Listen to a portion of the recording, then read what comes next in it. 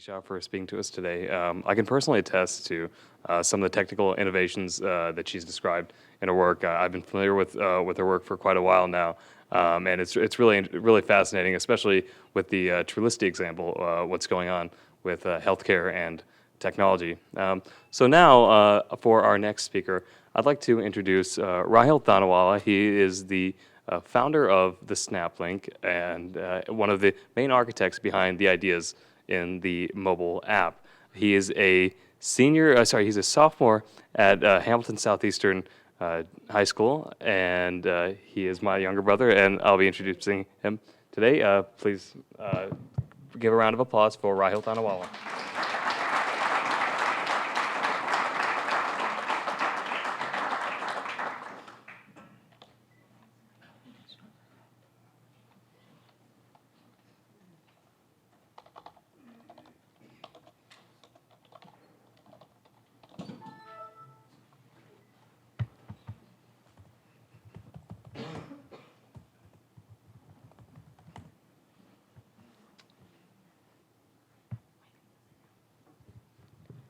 Thanks a lot, Nanad, for introducing me. So, I think most of you might be wondering what this SnapLink is at this point in this presentation. Well, the SnapLink actually has a further meaning. My loving and caring grandmother came from India to stay with us back in 2011. Ever since, I grew closer to her. I noticed her inability to recall family members and everyday tasks.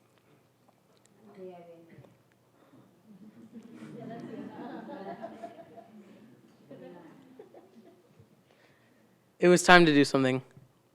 So that year, I started some informal therapies, such as playing puzzles and showing her pictures of my family. That went on for 2 to 3 years, until 2014.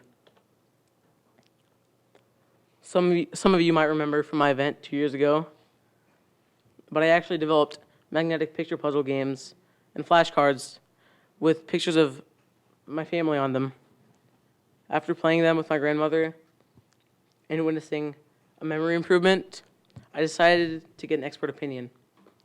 Speaking to IUPUI, Lily, and even family friends, it all started to make sense. I still play these games with my grandmother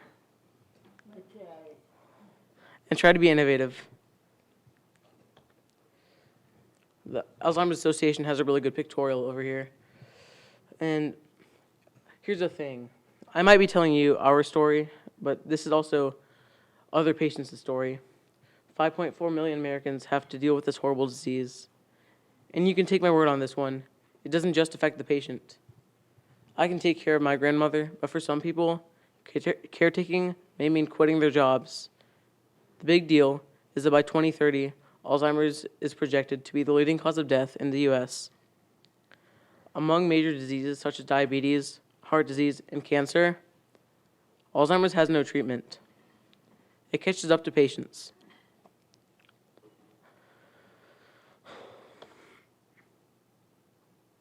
So you all have been hearing the word Snap and Link for a while now. So the SnapLink is an Alzheimer's disease advocacy group that uses picture therapy to help patients remember events, people, and memories via these pictures. The SnapLink comes from two things: matching the snaps, or in other words, pictures, and linking them, which is inspired by connections to nerve cells that brings us to our tagline, "Don't let the link snap. Use snaps to keep the links alive." Back in 2014, when I started this, I had one goal, and that was to make sure my grandmother didn't forget what mattered the most. The SnapLink hosted its first premiere of Alive Inside in Indianapolis 2 years ago. With that, we had two distinguished speakers, Dr. Anne-Marie Hake and Mr. Brian Mills. From there, I had a foothold, but there were new challenges. With little money in the bank, I had to find a way to continue my mission. And I'm sure you all know this, but in the real world, funding, sponsorship, and support matters. I started crowdfunding through Accenture's My Giving campaign, and raised over $2,000. As a small startup, I felt overwhelmed. Which brings us to this year. Over the summer, I began development on a mobile app that could replace these picture puzzle games. However, this couldn't be done alone. We recruited our developer pro bono, Harsh Bimjiani, at Real Dot Labs and worked with him over the summer, up until now, to get an app user-friendly, patient-secure, and reliable that both patients and caregivers alike could use. We focused on keeping it simple and scalable.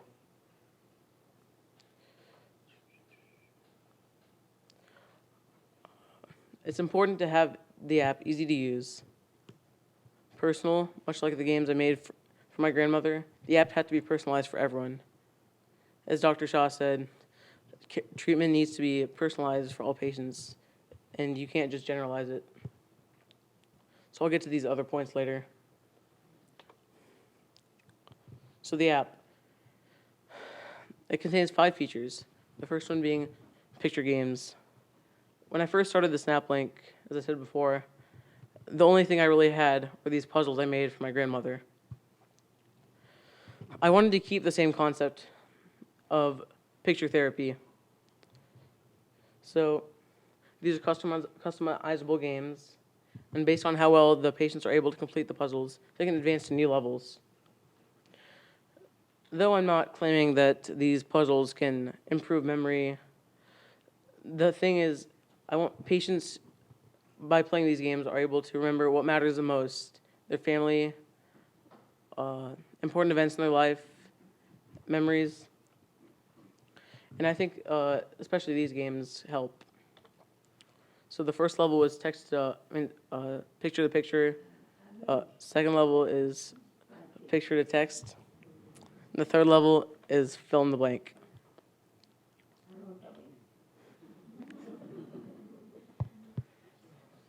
Play these games with her every day, so. All right. So, the photo album and slideshow can be set on a patient's dresser, or even could serve as an alternate to watching television every day, which I know can be a stretch for patients. From experience, I can tell you that even some few pictures set on a loop for a couple hours can prompt conversation between caregiver and patient. This brings me to the third feature, the daily scheduler. This gives patients independence, dignity, and I find most effective in a nursing home or facility scenario where patients are being told, I'm not trying to demonize nursing homes, but sometimes patients, they want to feel independent and not be told every day to eat lunch at 12 p.m. So this gives patients a computer to tell them what to do, opposed to the same old every day. This can also, by the way, be linked with your iPhone's reminders and is crucial with self-esteem.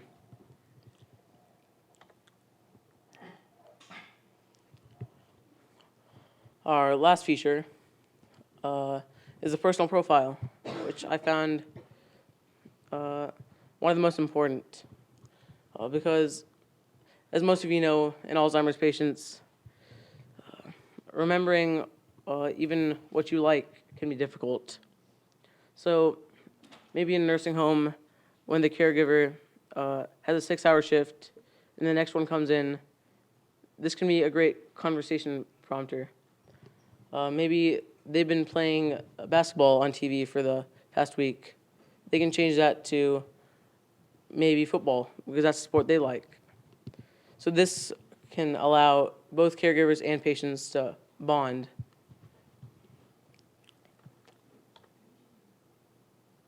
So our additional feature that's linked with the photo album, the storyteller. You can have as many stories as you want set up. It allows you to set pictures with text-to-speech, can also be set on a loop. But this allows patients to reminisce and scrapbook, which can be found as a good pastime activity with caregivers, patients, family members. And at the end, they also have synthesis questions which prompt the patient and the caregiver to have a conversation, which is the whole point behind this, getting the patient to feel independent and be like they used to. So, who's my true inspiration? Yeah. My true inspiration, as I said before, was and will always be my grandmother. She was the first person to test the app, especially from 2 years ago, back when it was just a couple cardboard puzzles. And without her, I don't think this project would have even left my living room. So I'd like to thank her and provide her the first user app.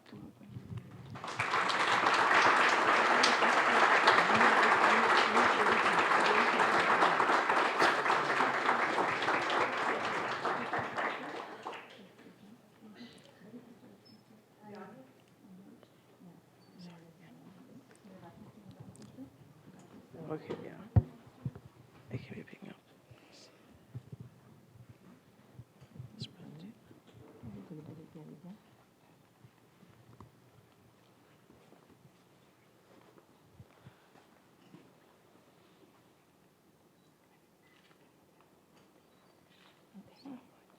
Mummy बोलाने पर हाथ मुको एक minute मैं तो करा बजे ना Yeah, can you hold the mic? yes I can hold the mic Nani press karo. Up में. that's it's okay हाथ करो, हाथ करो. yes खाली she can do it Rahel yes Nani press karo. नहीं it's okay I'll hold it खाली यानी press करावड़ा Nani press karo. आणि प्रेस करो मम्मी आणि पर हात मुको हां हजी पाचवे कर मुको तो कर नको mummy it's okay yeah okay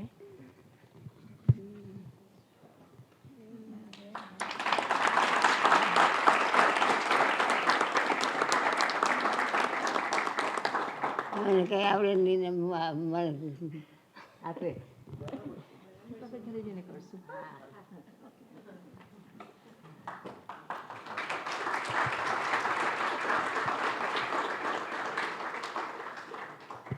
Thank you, everyone. As I said before, my grandmother is really the reason I'm still doing this, because after seeing that there is a difference you can make with these picture puzzle games and the SnapLink, I want to be able to provide this for other people too. So, the SnapLink's mission has only just began.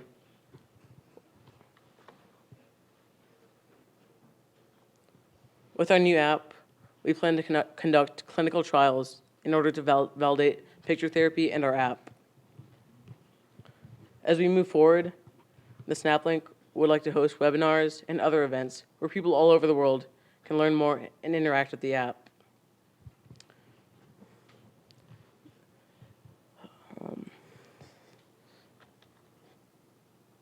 Also, as we move forward, I'd also like to expand the SnapLink to other areas other than just Indiana.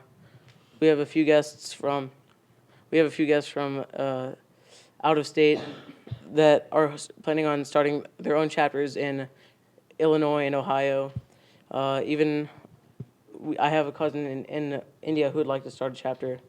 So I guess the point is that Alzheimer's doesn't just exist where you want it to exist. Much like other things, it's bigger than just a small town like Indianapolis. So with that, I'd like to hand it over to Ninad. खाली Gary ने introduce करा खाली Gary Hi there. Thank you to Rahel for your remarks on the app and the direction of the SnapLink in the future. Before I continue, I want to actually say welcome to all of our viewers online that are watching us through your webinar right now. The cast just began right when I started speaking before Rahel, so you haven't missed anything. So now I'd like to move on to the panel discussion component of our event this afternoon.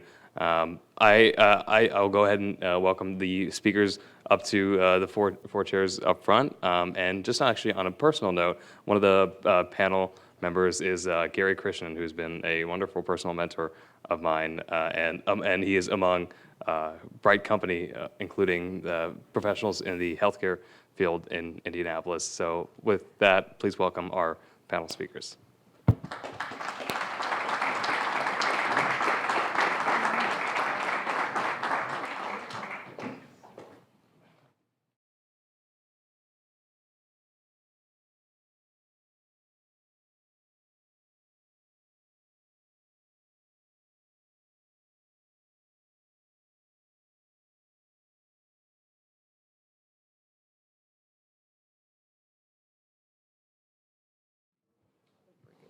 So welcome, everybody. This is the last, I believe, the penultimate session. There's one more session that Rahil will undertake. My name is Gary Krishnan, and I'm a friend of Rahil and Ninad, and really view them as colleagues in this process. They call me mentor. I actually feel like I'm being mentored by them in reality. And I just want to take this moment to recognize the great work that Rahil and Ninad have done, and really a round of applause to both Amit and Rupal, who really, I believe.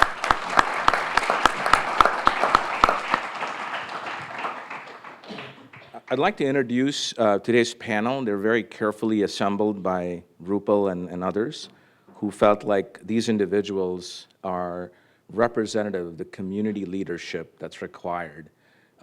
And they have a personal passion in really addressing the unmet needs in this disease. I'd like to start first with Dr. Vince Wong on the far left. Vince is actually part of a distinguished family of Hoosier scientific leaders. For most people who have a little gray on their top, will recognize that Vince's father, David Wong, is a pioneering scientist at Eli Lilly who was one of the discoverers of Prozac and then a slew of outstanding medicines. Vince carved his own distinguished career and path and is currently the Vice President of Strategy and Communications for the global giant Roche Diagnostics. Vince is a graduate of Notre Dame and then went on to do an MBA at the Kellogg School of Business and received his Doctor of Jurisprudence at the IU Law School. So thank you for joining us, Vince.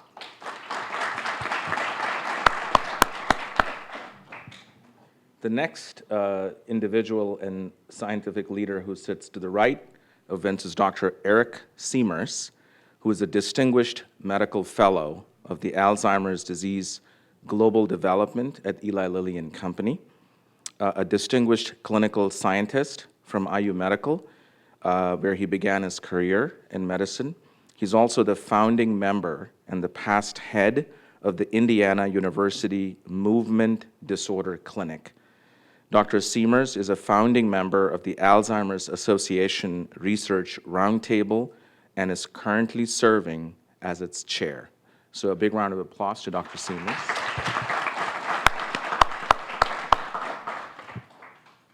We then have Dr. Ron Thiem to the right of Dr. Siemers. Dr. Ron Thiem is the Chief Knowledge and Information Officer of the Community Health Network.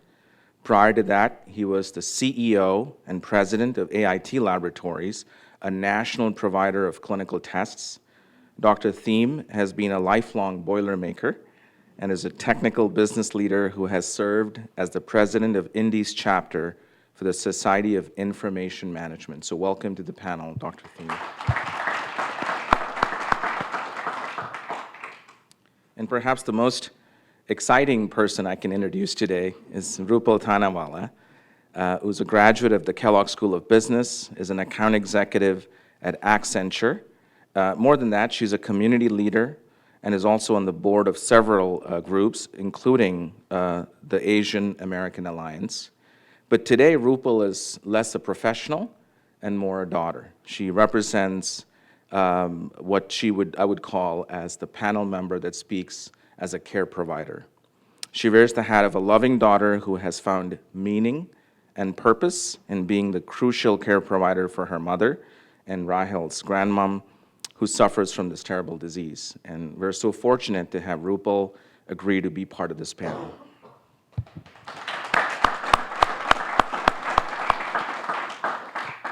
So the format allows for each of these diverse leaders who have tremendous experience in their own way of thinking these questions, individual time. So there's really just a steady flow of questions that'll go from all the way from the right to the left. And I think Dr.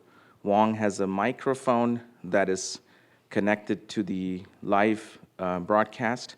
So we'll just have Dr. Wong pass on the mic after he's done. The question I had for the panel, which was assembled through some careful dialogue with a lot of thought leaders, including Rahel, who was a key driver of why he wanted to ask these questions, had to do with the emergence of social media and mobile technology. Dr. Shah gave a superb overview of how these things are changing and has brought unprecedented access to patients and care providers, critical information about one's own personal health.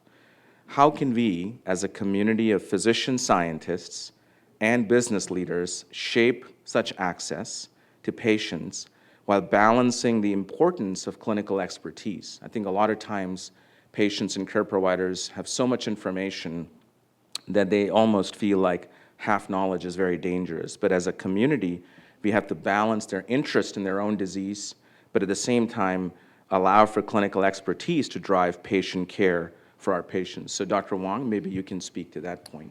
Yeah, I thank you, Gary. I felt very old, Artie, when you were presenting because of the 5 trends that you highlighted. I've actually been personally involved in 3 of them in my career, so I feel like I've been through on the cutting edge or the bleeding edge on a number of those. My first job at Roche, I got recruited to try to incubate the great-great-great-grandfather of the the Fitbit concept. It was a technology we licensed from Carnegie Mellon, from Astro Teller, who's now the head of Google X, who's working on autonomous cars now, and Astro has the patent on a wearable device that we licensed in and tried to commercialize to really bring to fruition the vision of automated pancreas. And this was 15 years ago, mind you. So this was, and also it was in the days of dial-up. It was a web-based app. So my later question that you have, Gary, is what advice we have for Rahel, and it's all about timing. But to answer your question, I think it's incumbent upon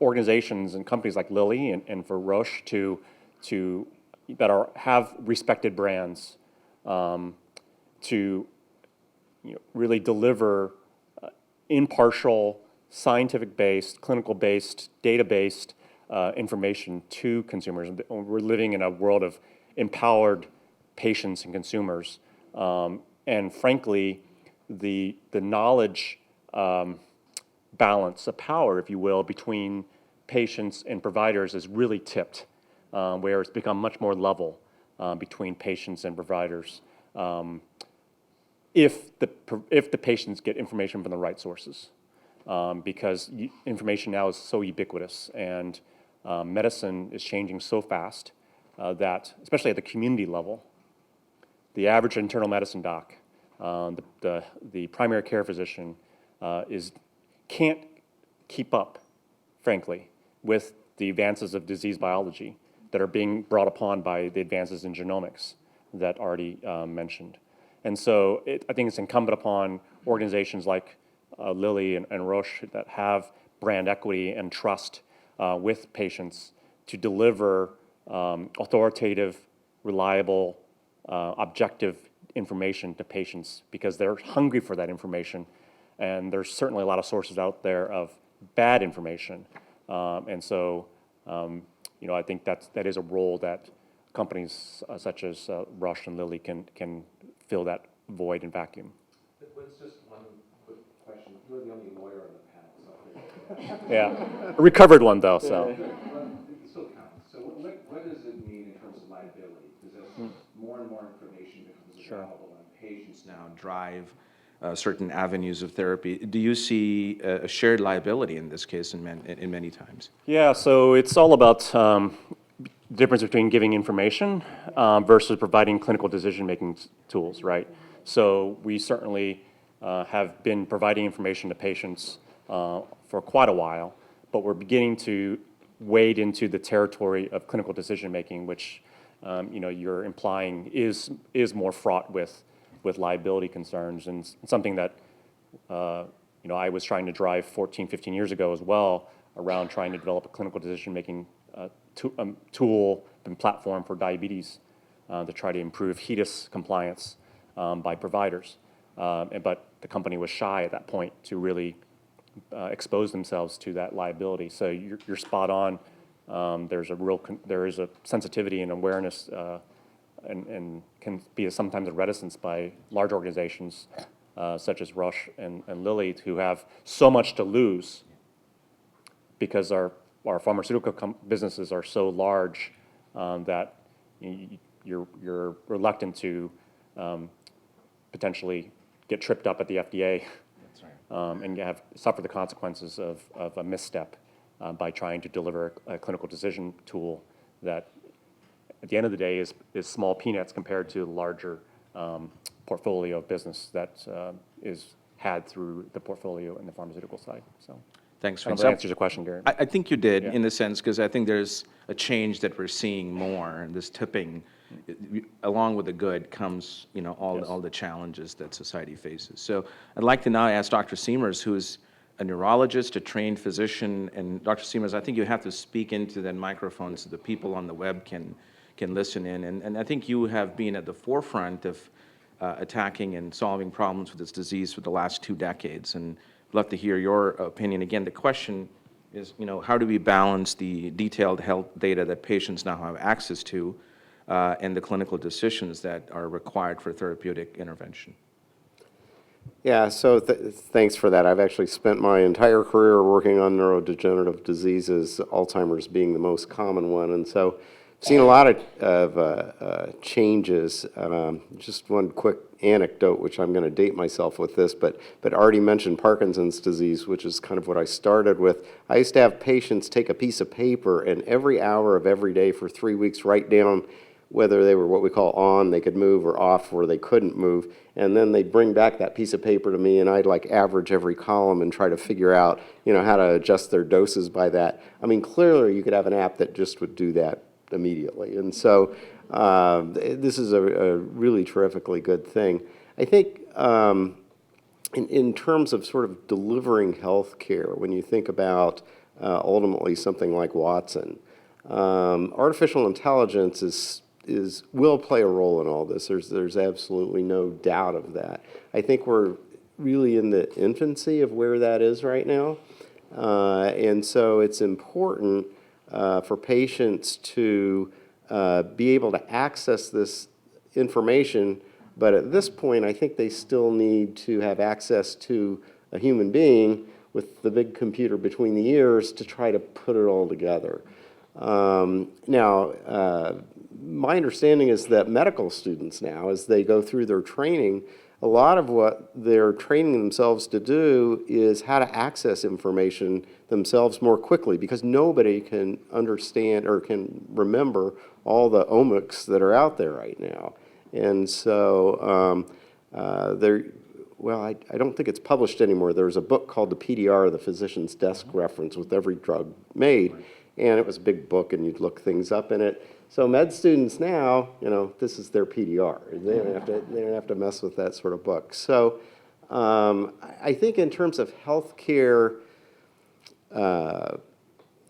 implementation at a patient level, we're really in the infancy of it.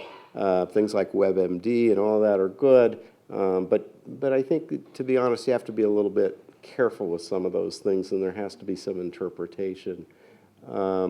Just quickly, and maybe we'll come back to this, I think the other 2 places where this technology will really play a role, is one in terms of doing clinical research, and that's something that's certainly going to happen very quickly, and I think will be a real benefit for doing research. But then finally, it's treatment modalities, and I think this app was really designed to be a treatment, and that's really a wonderful thing, and we can come back and talk a little bit about all the really good things that this app can do.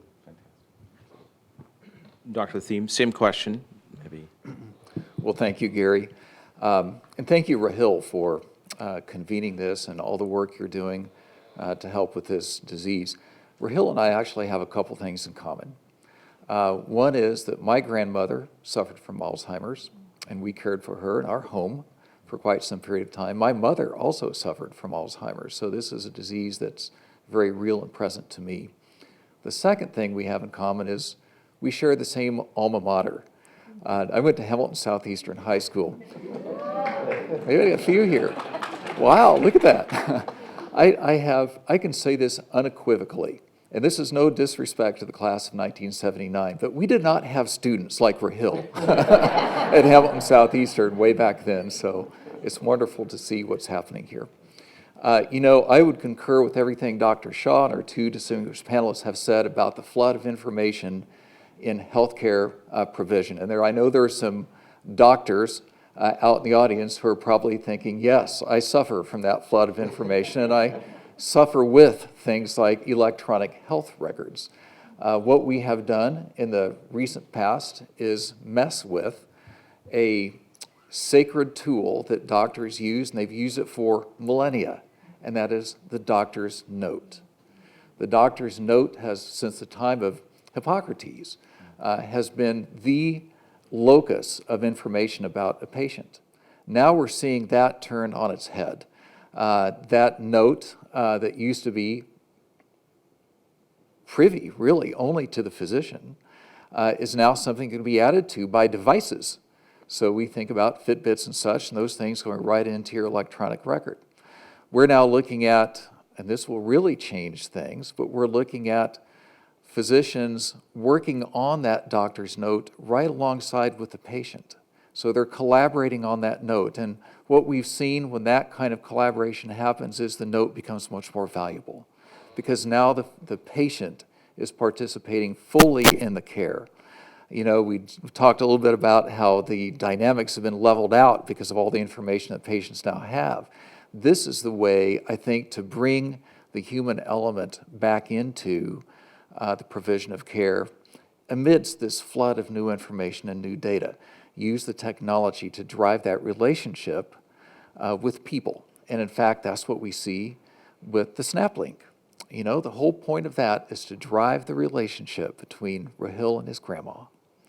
And I think that's where true healing happens. And so I'm very excited by additional uses of technology that drive human relationships. Sure. Provider. Sure. So for care provider, of course, I'm not going to wear my IT hat, which I'll try to not to speak to. But at my home, we have really actually put it in practice. So some of the very basic technology tools that you can even use in the caregiving, and then I'll touch upon a little bit on what Vince you answered also. So very simple concepts that you can change in your around your patient, which is actually technology driven. Like I'll go to a very simple thing is how you make patients' life easier, make them more comfortable, and then make the connection. So for her, for my mom, we did many simple things you would think. First of all, in my living room, which is supposedly now her bedroom, we made her living room into the bedroom, so now there's more people interaction. And there is no analog clocks in that room because that creates confusion. So she has all big digital clocks in the house, very bright red colors, so she can see it. Very simple thing. But then she has her iPad attached to her bed, and so that she can do the FaceTime with Nanad when he calls up. At the same time, taking away the big, those fancy phones away so that, now she can have those big buttons and the FaceTime and, she spaces even one button that can actually change it. In fact, we are working on another thing which Rahil and his developer is going to work is how FaceTime can actually automatically start if a specific people call up. And very simple thing that we have in our houses, we have lots of cameras in the room, and I'm really not good at it, but Amit is literally on this case. He will be checking my mom 4 times while working on his app as how is mom doing. We absolutely trust our caregiver who is at home, but making sure that, okay, now she's sleeping or now she's eating.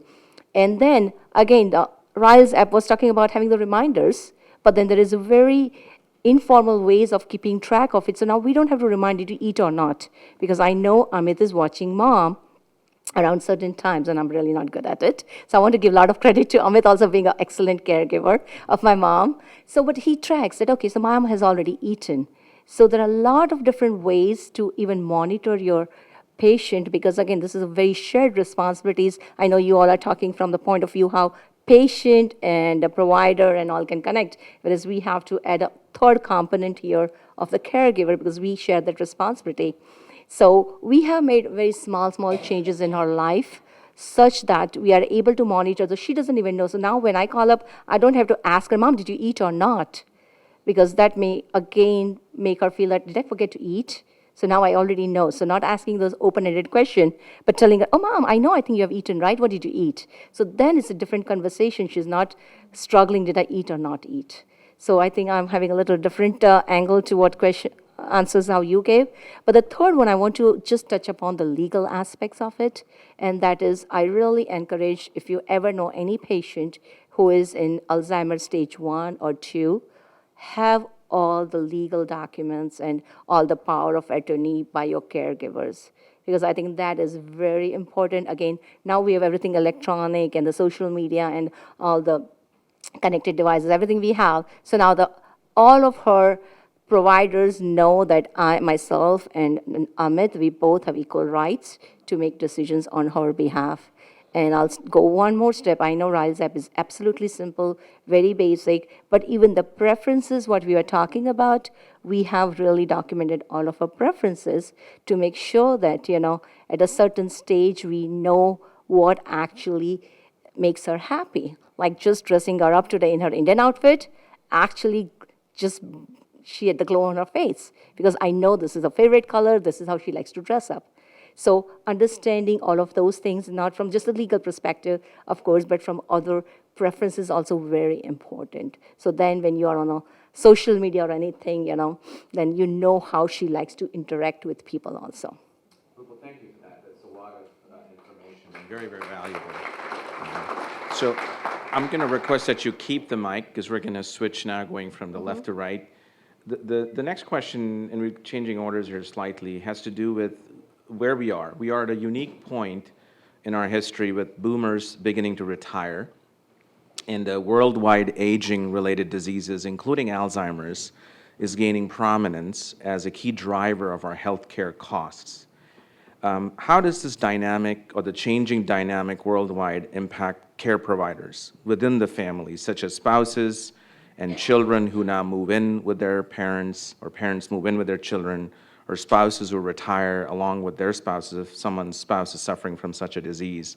And how do we really, can you provide your personal input and what sacrifices and changes you've made to your career to be able to be a better care provider?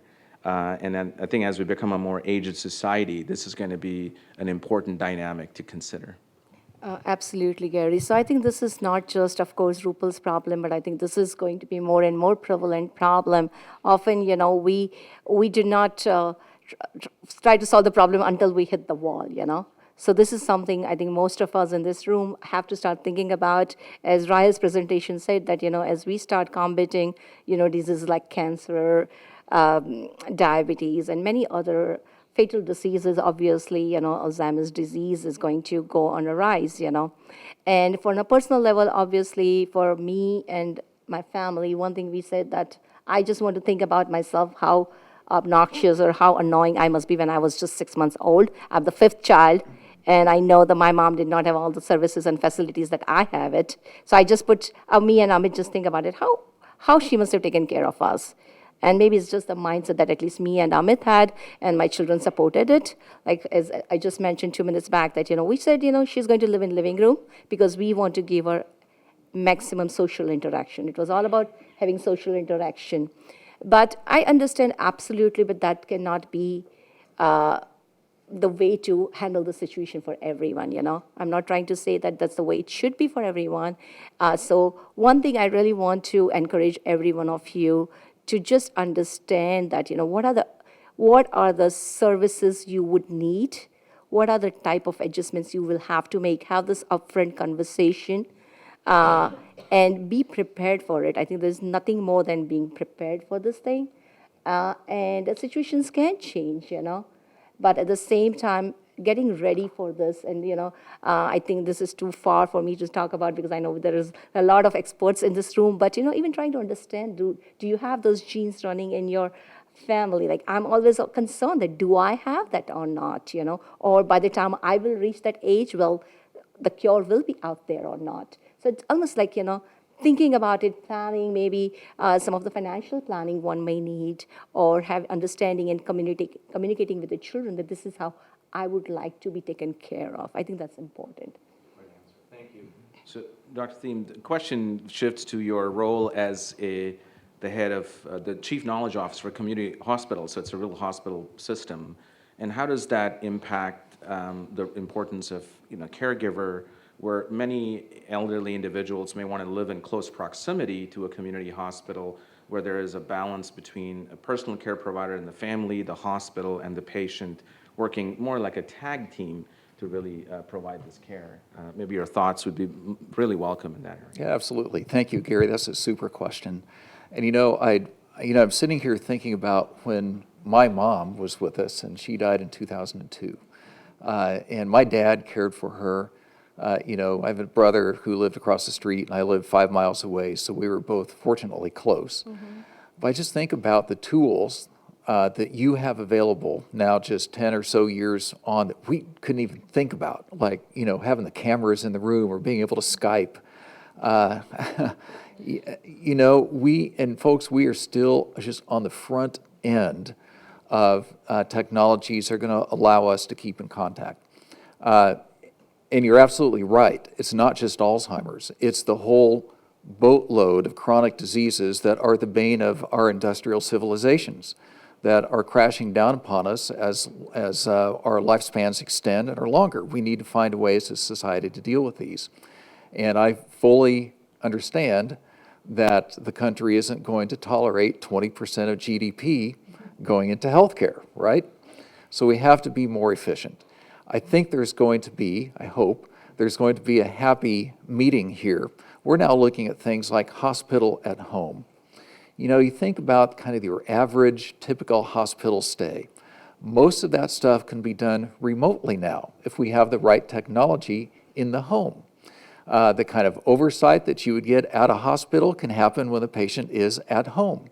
And the care environment often at home is much more conducive to healing than in a hospital. You know, in some sense, a hospital is the worst place for a sick person to be, right? You ever try to get a full night's sleep in a hospital as a patient? You know, if you've been there, it doesn't happen. You know, we have things like infections that get spread at hospitals because that's where the sick people are. It's a totally unfamiliar environment, particularly for people with behavioral health issues they're trying to overcome. So as we look at these kinds of technologies that kind of divorce place, but still provide excellent care, I think we're going to be on a new horizon of addressing some of these chronic diseases in, frankly, a more effective and more humane way. Yeah, so it's a great question, and maybe I'll break it into two parts and say a little bit about the caregivers more individually, and then talk about some of the broader implications of what you brought up. Alzheimer's and other forms of dementia aren't completely unique, but it's relatively unique in terms of the role of caregivers. And so, as a physician, when you see someone for a broken leg, well, maybe they've got a little bit of a need for a caregiver or whatnot, but for Alzheimer's, that caregiver role is absolutely crucial. And what you find as you follow these patients over the course of their disease is that there does actually become a tipping point typically in the disease course Whereas a physician, you're actually taking care of the caregiver as much or more as the patient because it's so demanding, and we know that. Unfortunately, when Alzheimer's reaches a certain stage, there are things we can do to keep the patient comfortable, but there's not a lot that we can do, unfortunately. And I know I've seen this many times. There's always this one visit that you have where the person comes back and you start to think to yourself, well, I really need to be taking care of the caregiver, doing the things to help them because it's just very difficult, and every situation's unique.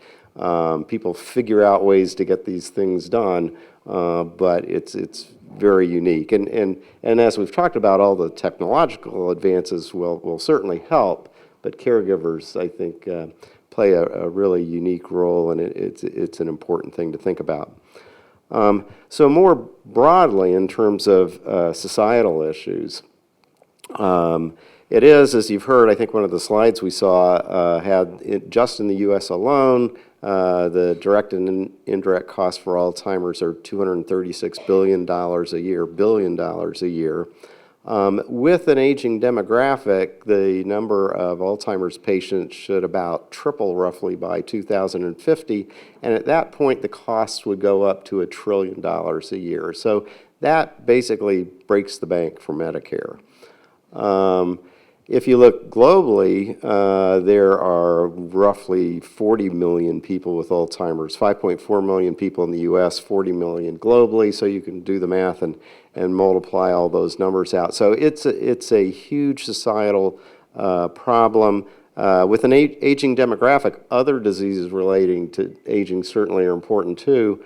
But Alzheimer's disease is actually a particularly expensive disease. I mean, you don't want to focus too much maybe on cost, but I think we all have to do that. It's a very expensive disease in addition to all the other unfortunate aspects of it.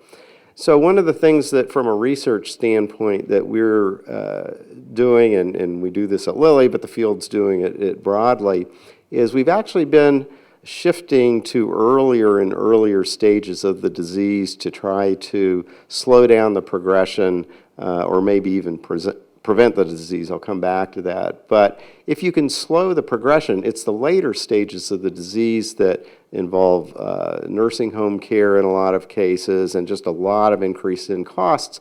And if we can slow the progression, keep people in milder stages, that actually, even from a cost standpoint, can be very valuable, not to mention the humanistic benefit of doing that. So we've moved into earlier stages of the disease, and without going into the details, the way the current therapies work, we think it's got a better chance of working in these earlier stages. But the really holy grail is can we sometime do prevention? So there is the National Alzheimer's Plan, which has as a goal to either be able to prevent or provide effective treatments for Alzheimer's disease by 2025. Now that's a tall order, but some of the studies that actually we're involved with at Lilly but are being done outside of Lilly too are actually looking at people who don't have any clinical symptoms yet, but we know on the basis of PET scans and actually a potential Roche assay using spinal fluid, we know that they already have the pathology. The pathology starts, we think, about 15 years before people have any symptoms at all. And so if we can identify people before they've developed any symptoms and then have effective treatments, it's potentially possible to actually be able to prevent the disease. And that's really the holy grail of what we're doing. And so if we really want to get at all these societal costs, that's the place where you can get the most bang for your buck. Yeah, I'll take a bit of a different twist because other panels have been so comprehensive and from a caretaker and from a healthcare delivery perspective. And I think I'll shift to a lens of an employer, large employers or employers in general, and having to cope with, on the one hand, a large exodus of very skilled labor in the baby boomers, but you try to stem that brain drain and keep and enable baby boomers to retain and maintain within the workforce while they're also juggling any caregiver responsibilities. And I think, employers we have to get smarter about how do we accommodate that? How do we adopt flexible policies from a human resource retention perspective to respect people's balanced demands, both their personal, if they need to play the role of the caretaker, at the same time be contributors within the workplace too. So I don't know that we've got that figured out yet, but it certainly has to be on top of our mind in terms of how do we try to really empower our baby boomer employees to stay in the game within the company, but at the same time fulfill that really important personal duty that they may feel with respect to being a caretaker for an elderly parent. I think that's a really key point, because as you deal with large global corporations, you have employers who are now playing the role of a care provider, and anything a company can do formally to recognize the strain on that individual, to afford the healthy care, the healing care, I think is great. It's a great point. Thank you for bringing that up. Yeah, sure. Looks like Rupal wants to just add one comment to that, so we'll.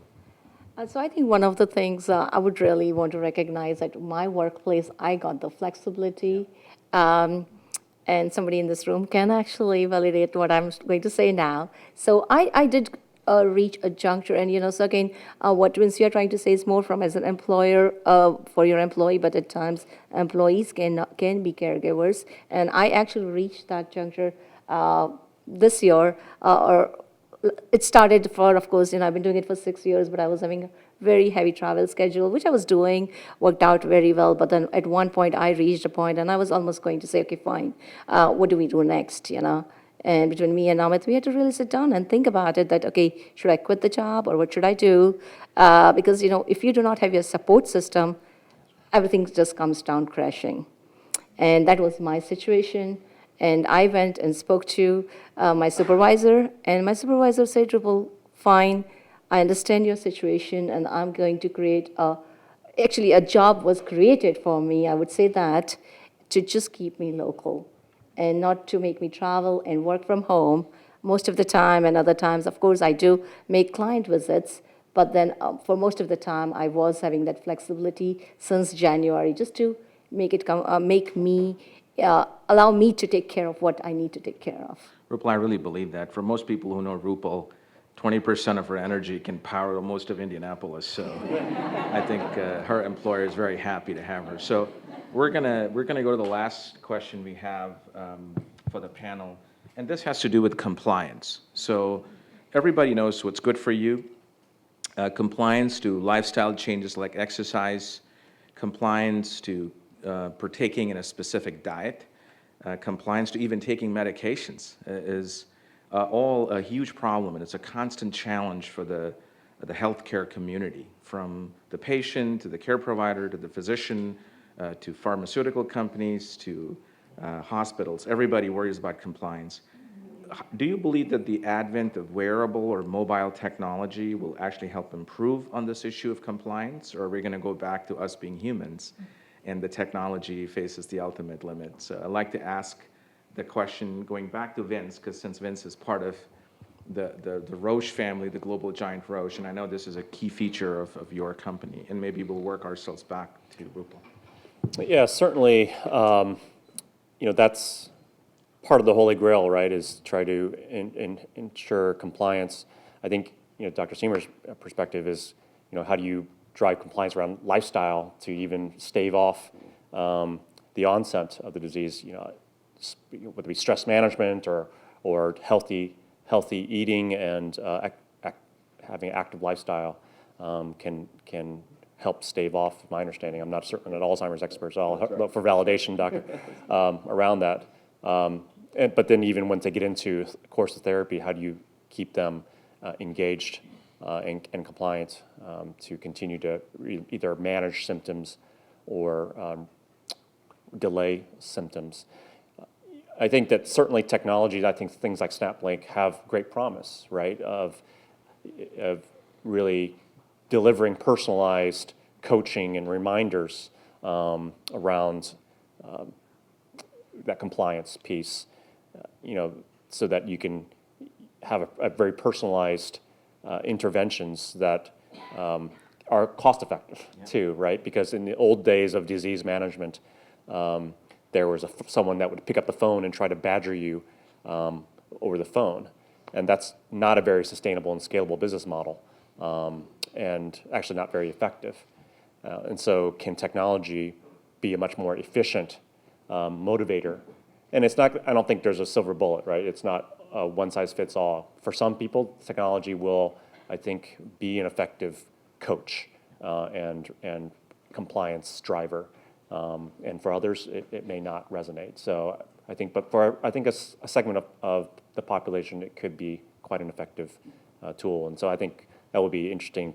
Part of your trial, Rahil, is perhaps how does your app really help drive compliance, and then maybe profile of what kind of patients and or caregivers respond best to your intervention, if you will. Thanks, Vince. Dr. Siemers? Yeah, sure. So compliance, a lot of what we think about, of course, medically is compliance with medications, but as mentioned, there's a lot of other things that are probably just as important in terms of compliance. I think these immediate feedback loops for humans in general can be very reinforcing. I guess I can tell you one anecdote just about myself is that I didn't have a Fitbit and I didn't count my steps because I don't exercise as much as I should, and I kind of didn't want to know. And so we had a fundraising walk one day for Alzheimer's, and you were supposed to get 8,000 steps or something, and I said, oh, I don't have one of those things, and they said, oh, it's on your phone. I said, really? And so I looked at my phone, and for the last year, or ever since I had the phone, it tracks how many steps I got every day, and it's right on there. And now I can't stop looking at it. I'm like everybody else. And so once you know that it's there, oh, and my number of steps has gone up a little bit because I've got this feedback loop, and it's very reinforcing. So I think those things do work just in general for human beings. Now, in the context of Alzheimer's disease, it alters things a little bit once people start to have some cognitive changes. At the early stages of the disease, I think all those feedback loops are probably almost equally as beneficial. You can do things, we occasionally in clinical trials, we don't always do this because it's so expensive, but there are pill bottles where when the cap's opened, it sends an electronic signal, and you can actually measure people's compliance directly. You could even do things like that. But I think, again, some of the lifestyle things I think are other immediate things that are important. And then finally, just getting back to the point that this app, it's also a treatment. It's something that, we hope makes people feel better. And so it goes beyond even just compliance. Thank you. Dr. Thiem? Yeah, I think technology at its best can be a helpful enabler of compliance, but it will never be the ultimate solution, as others have recognized. People are non-compliant for lots of different reasons, right? They might be unable to comply. And I think of, an elderly person that has multiple chronic conditions, and they might be on 8, 10, 15, 20 more medications, each with their own dosing schedule, each with interactions they have to look at, and it can just be literally too much to manage. And my heart goes out to folks that have to deal with that on a day-to-day basis. So can technology help with that? We think so. I mean, you can go on Amazon today and find these intelligent pill bottles that are electronically linked to caregivers and to doctors, and so it can help a patient on a complex medication routine manage that medication more effectively. I think also providing opportunities for helping people do what they want to do with regard to compliance, whether it's getting enough steps in. I run. I like to say I'm not a runner, I'm a person who runs. There's a difference. But what has made my running easier is that I can plot my course on my telephone right now, and I can see how long it's going to take me to do it. I have a track record of the runs I've had. I can share it with my friends, and so now I have a social network, and so I now feel obliged to run and do all those good compliant things that I know I need to be doing anyway, but can get lost in the shuffle of everyday life. So I think technology can be a helpful enabler for some of these compliance issues. Thank you. Thank you. Yeah, so I think I would just add one thing, just because my case is slightly different, that I'm actually care provider and I'm with her all the time, but then I've been going to similar setups and speaking to other caregivers. And one of the things we discussed is, how can we leverage different social media and different mobile apps to make sure that our loved ones are compliant. So one being, if you make them wear a Fitbit, but make sure that it's attached to your phone. So again, giving them self-esteem, making them independent. If they're supposed to walk 3,000 steps every day, and if you ask them, the challenge with Alzheimer's patients is even if they're compliant, they may tell you they're not compliant. So it creates totally different challenge. So she has already taken a pill, but telling you, I've not taken a pill. They've taken the 3,000 steps, but they tell you they have not taken the steps. So relying on apps or other intervention is very critical in those cases. At the same time, tracking what they have been eating, They may not even realize I have a diabetes and I'm not supposed to be eating certain food categories, and they might eat. So it's almost like having an app where the nurses or care providers who are there in the nursing homes and the facilities track it, such that you could not be with your loved ones, but you're still able to track their compliance. So I think that is another aspect. Again, I'm just trying to differentiate between a caregiver and a family member here, because that's going to be the huge population in this category. I think that's a great point. Thank you, panel members, for those focused questions. My last comment would be, you have a young entrepreneur in Rahil here, still a student, learning, acquiring knowledge, but doing amazing things. And I know you saw his vision of SnapLink 2.0, which had ideas for clinical trials and measuring intervention. I just want to open the panel's microphone up for any open advice that you can give Rahil and many other students who are now in the audience who I think are just as talented and entrepreneurial, who are looking for that kind of direction. You guys have done great things with your careers, but hopefully you can provide some wisdom. And that'll be the close of today's panel discussion. So thank you again for your time. We'll start with Dr. Thiem. Rupal handed me the mic, and as she did so, she said, I don't have any advice. And I don't think I believe that. The most impressive thing about what I've seen today with Rahil is that he truly loves his grandma. And I think that's what's motivated him, and I think that's his true north. And so, Rahil, my advice to you is think about the person, think about the people. And yeah, the technologies are going to come and go, the treatments are going to come and go, but when you keep your eye on the person and your true care and concern for that person, that will guide you in your entrepreneurial venture.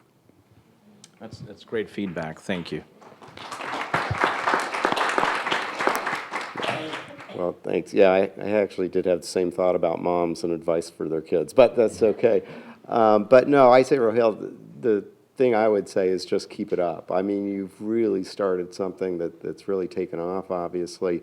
And this next step, the 2.0 that you talk about, this does get to the next level where when you're talking about clinical trials, now you're starting to think about, well, how do I use all these data? Because it can potentially generate lots and lots of big data, and then it becomes a challenge to think about what am I now going to do with that. So I think you got a great beginning. I think your next step is the right one, and good luck.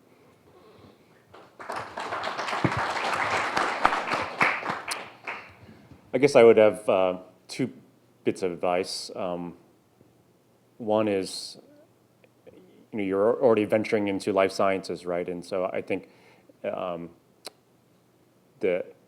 you can do well by doing good. And I think that's one thing I love about being in the life sciences industry is that we have the opportunity to make a positive impact on people's well-being, and it's very meaningful. and you're right along the right track, and I would encourage you to continue to pursue that avenue. And then second is be flexible, right? Because this won't be your first entrepreneurial venture.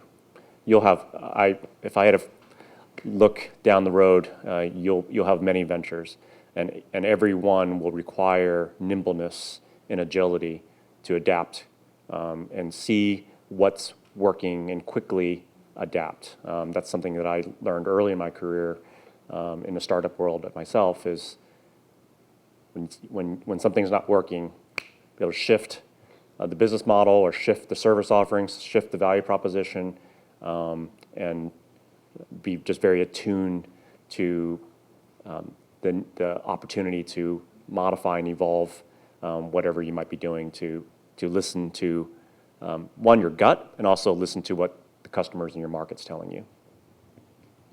Once again, thank you. That concludes our formal panel discussion, and I really want to thank everyone in the panel to take their time and put so much thought into their answers, and I think this was incredibly valuable to Rahil and anyone in the audience, so thank you so much.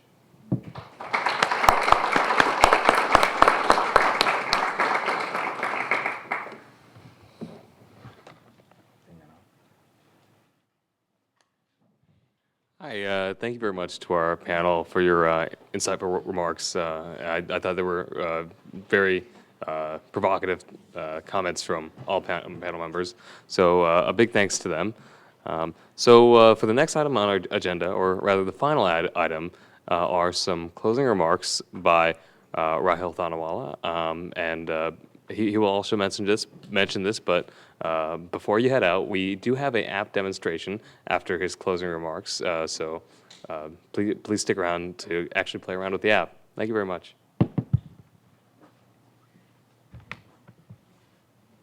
Thank you, Nanan. All right. So before everyone heads out today, I'd like to thank you all for making Alzheimer's disease care possible and to a new level. The future for the SnapLink is bright, and without your support, nothing is possible. Back when I was 14, the world seemed so vast. I never thought that it was possible to share your idea with others. But there were some people I found that stood out and supported me.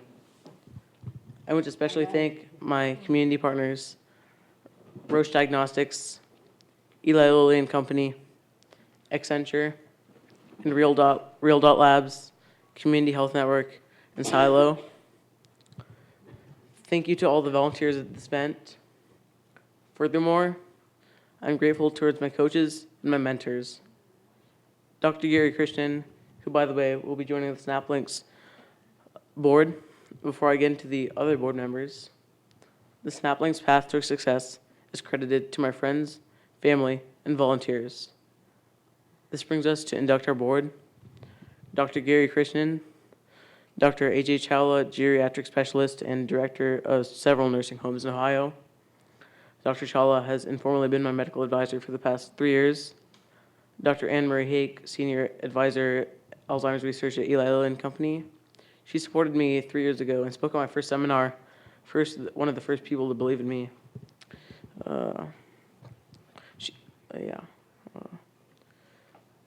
As most of you know, my mom has been the driving force behind this project ever since the start.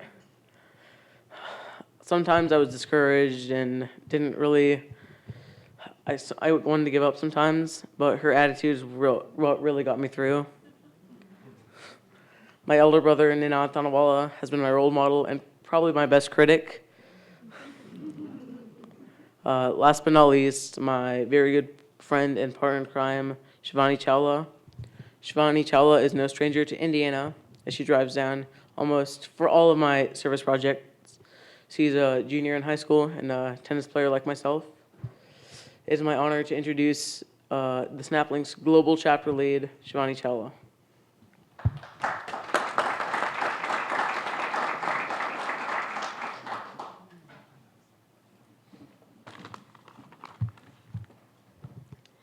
As Rahil said, I'm from the great state of Ohio. home of the Cleveland Indians and the Buckeyes. As the national head of chapter in Ohio, I'd like to introduce the other two chapter leads, Isha DeVitt from Illinois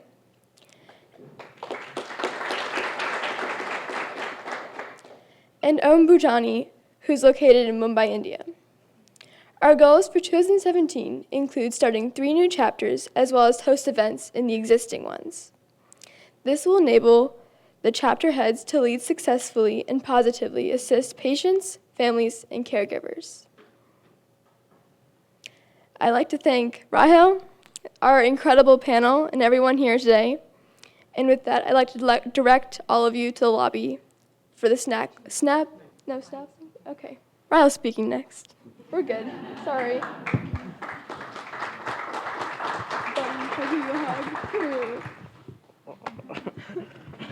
You lost your phone here. Okay. So, thank you, Shivani. I just like to give a thank you to everyone, all our attendees. You, the audience, is really the reason I'm here today, and I'm looking forward to future events, seeing you guys there. And also, if there's one thing I wanted to share with you all when you go home today, it's that billions of dollars are being invested in Alzheimer's disease care, but so far we don't have any medicine for it. And I think therapeutic interventions are what we need to focus on until great companies like Lilly, Eli Lilly and Company, and Roche can make a difference in the medical world. So thank you again.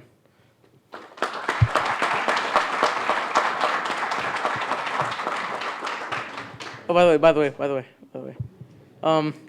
Lastly, I'd like to thank my grandmother for being the inspiration and allowing me to advance so far. Thank you.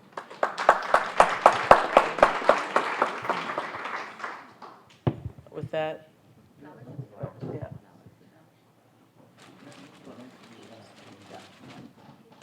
Hi, so thank you all for joining us this afternoon, and we'll be, we wanted to personally thank all of our speakers and panel members today, so thank you again for attending. Yeah. Go ahead. Thank you to Dr. Arti Shah.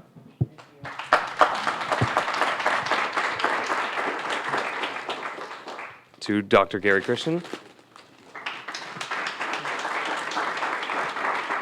To Dr. Ron Thiem.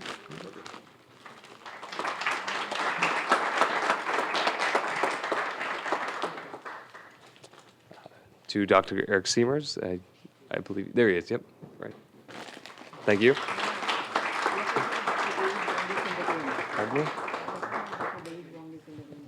And just as a footnote, I'd like to recognize Dr. David Wong, who is in the room. He played a key role in the development of Prozac.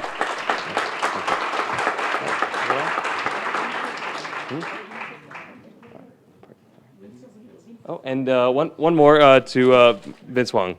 Yep. Sorry about that.